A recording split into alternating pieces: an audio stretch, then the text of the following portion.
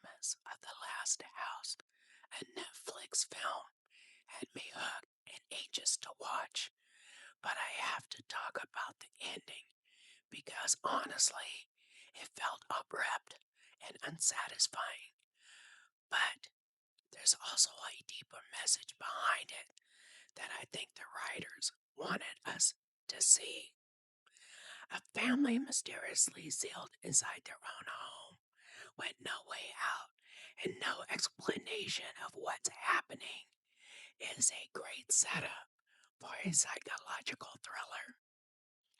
Unfortunately, it was the acting that turned me off from the movie as a whole, especially Wagner Moura as Mr. Delgado.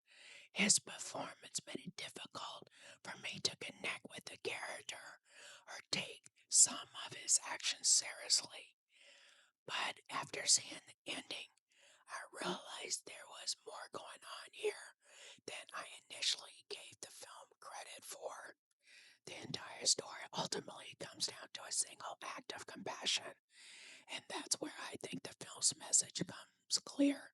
Whoever saves one life saves the world, which comes from a classical Jewish text, Talmud.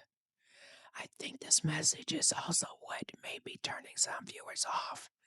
After spending much of the film wondering what these creatures are and why they're keeping the family trapped, the film essentially stops once the characters choose compassion over violence.